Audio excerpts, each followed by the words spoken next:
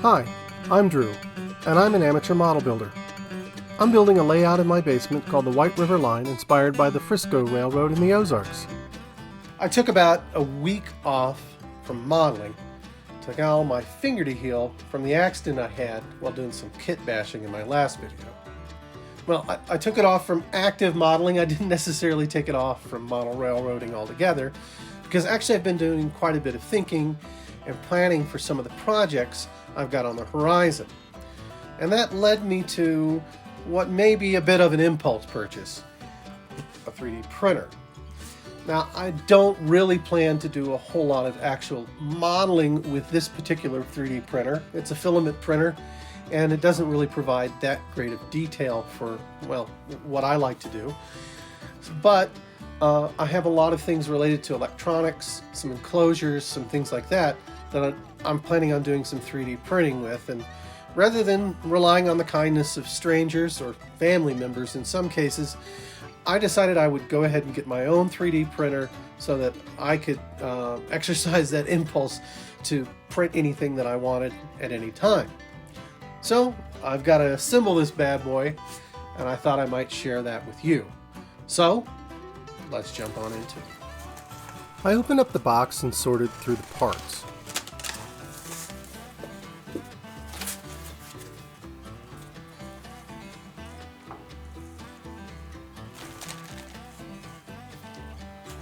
As with most things that require assembly, I took a look at the instruction book. Although I didn't follow it very closely, I found a helpful video online and used that to guide the build instead. I'll include a link to that video below. The video recommended a couple of easy and relatively inexpensive upgrades, so I started with those. First, I replaced the coupler for the Bowden tube. Evidently, the stock coupler has a tendency to fail and make a mess of the filament.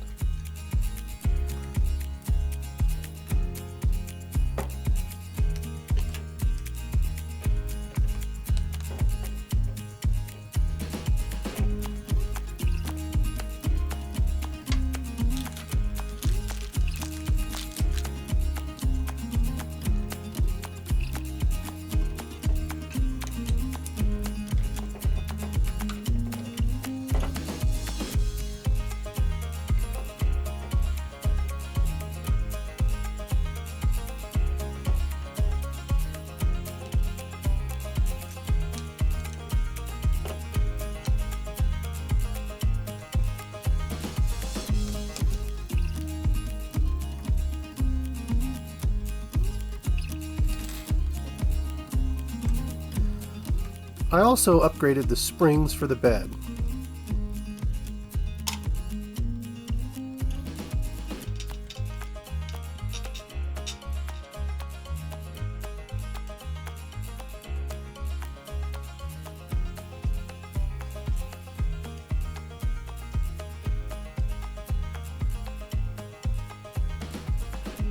As you can see, these yellow springs are much beefier than the stock springs, and this should keep the bed level for longer.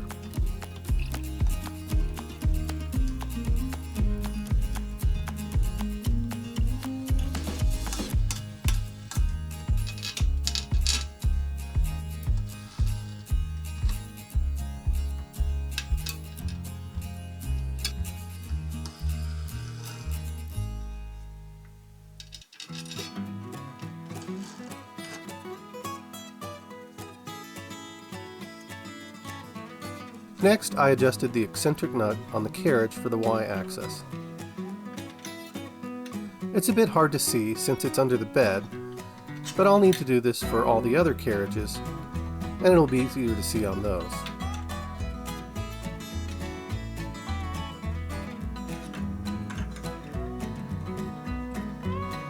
I added the Z access posts.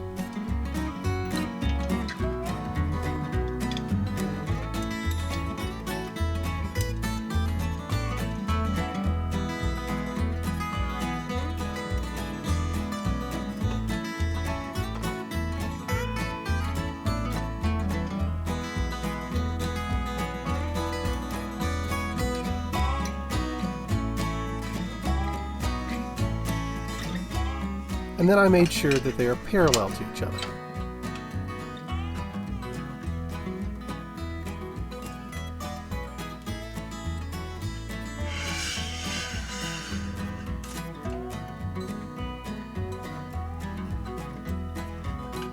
Then I adjusted the eccentric nut for the roller on the Z-axis carriage. The hole for this nut is off-center, and rotating the nut allows you to move one of the rollers in and out slightly. That way you get good tension for the rollers. You want it to be able to rotate with some friction. Not so loose that it rotates freely, but not so tight that the carriage moves when you rotate the wheel while attempting to hold the carriage in place. I attached the crossbar for the X-axis to the Z-axis carriage. This took me a bit of fiddling because of my finger.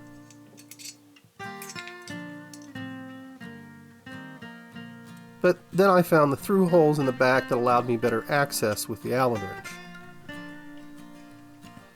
I need to make sure this is square to the Z-axis posts. The easiest way to do this is to rest it on two objects of equal height. The video I watched recommended 2 unopened bottles of craft paint. Luckily, it was pretty much square on my first try.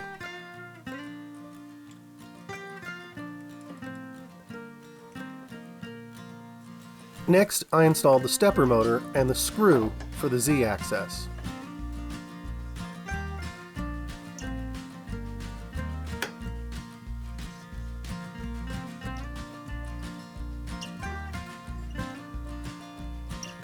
Then I finished the X-axis assembly.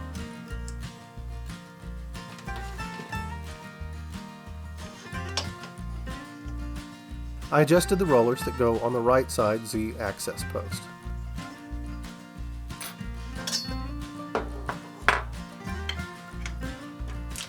I added the belt that moves the nozzle assembly along the X-axis. Then I slipped on the nozzle assembly.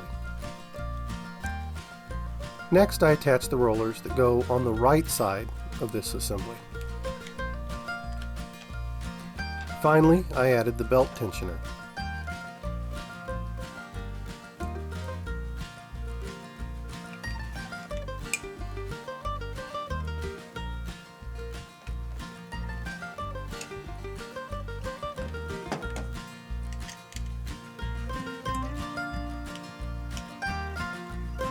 Then I installed this whole X-axis assembly on the Z-axis posts.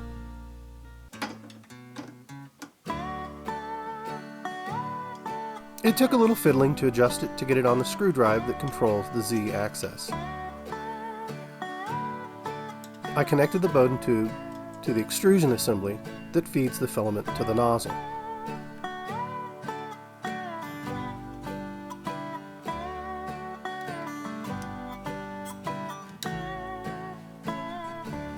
Next, I added the Z limit switch. This lets the printer know where the bottom of the Z-axis is.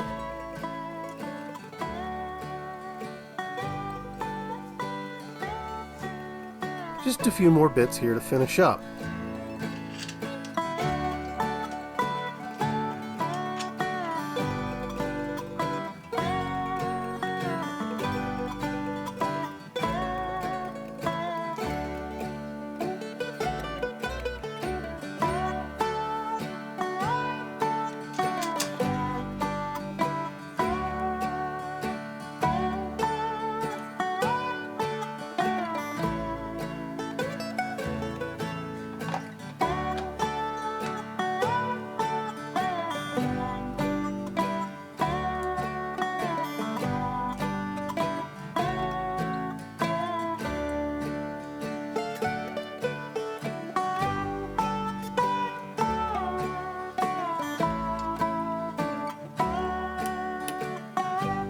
While doing the wiring, I found this plug for the Z limit switch on the opposite side of where I installed the switch.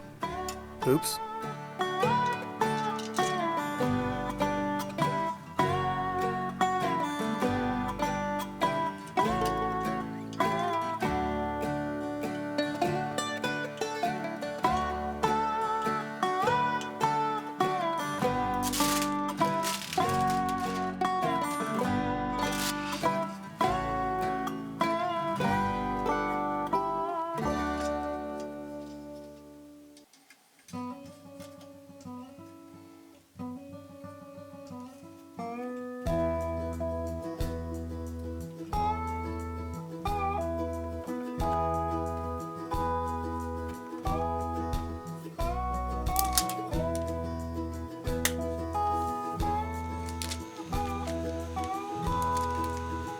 Now it's time to level the bed and see if I can get it to print.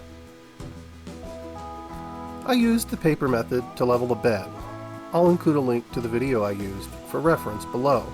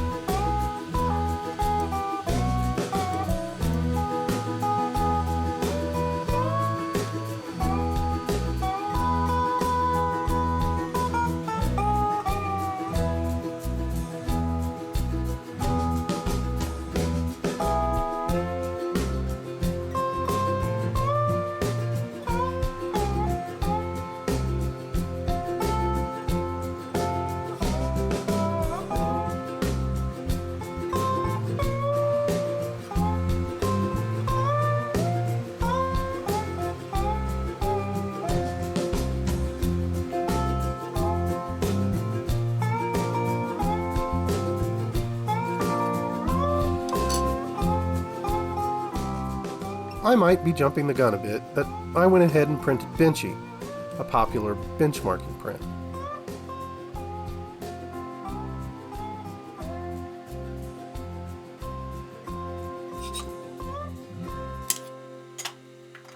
I'm getting some stringing on this print, where the plastic continues to ooze out of the nozzle a little as it moves from one place to another. At this point, I decided to switch to the filament I'm going to be using for the prints I have planned. That way I can dial in my settings for this specific material.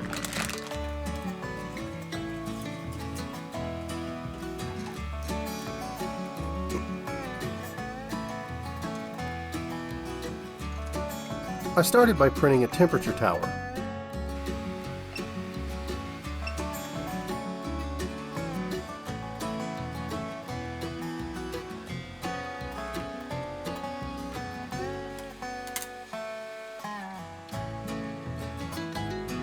I like this at about 200 degrees. Next, I started adjusting the retractions to try and eliminate the stringing. Retraction is backing off the filament when it moves from one place to another on the print, and the distance it backs it off can make a big difference in stringing.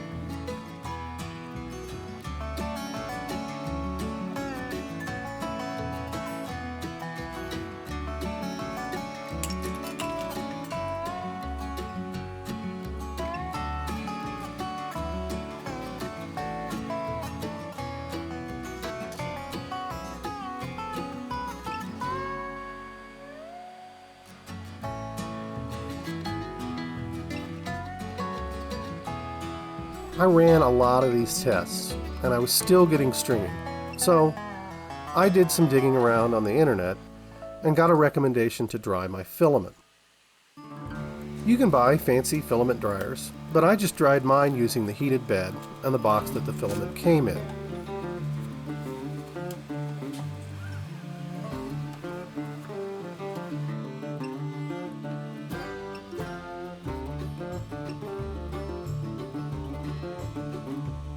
In addition to this, I decided to do some calibration.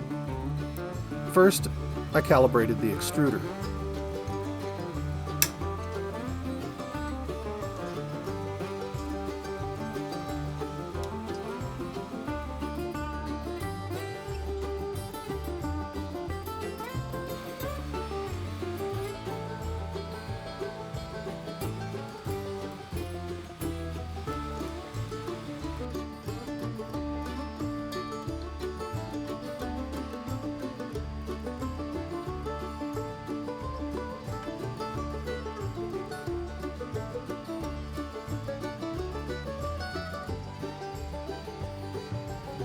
Turns out I was under extruding. Next, I calibrated my axes. A lot of my prints will focus on jigs, closures, and mounting brackets, so getting the dimensions as precise as possible will be important.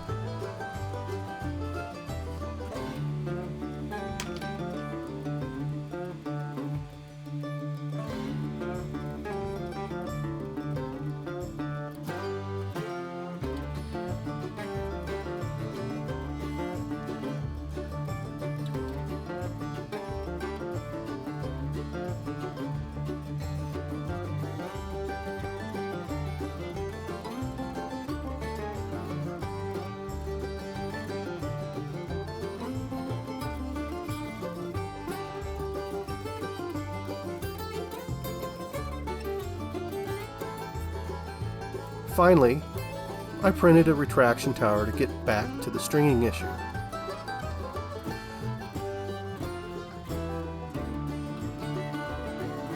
Well, it looks like something I did worked. The stringing is gone. Probably drying the filament. Now I'm going to go ahead and print something I'll actually use. Before I print it, I'm going to put some blue painter's tape on my bed. I've been having trouble with these parts sticking too much, and I read online that this can help. This is a 2-part mounting bracket for servo switch machines, which is what I'll be working on in my next video. This is something I've been thinking about doing since I started this layout, so I'm excited to finally get around to it. You can find me on Instagram and Facebook, and those links are below in the description, along with a list of tools, supplies, and resources I use. If you enjoyed this video, please click on the like button. It's the easiest way you can support my channel. And subscribing is even better. If you'd like to support me further, you can find links to my merch shop and my Amazon wishlist below too. Like I said, I'm going to be working on switch machines for my turnouts next. So please join me again next time as I continue modeling the White River Line.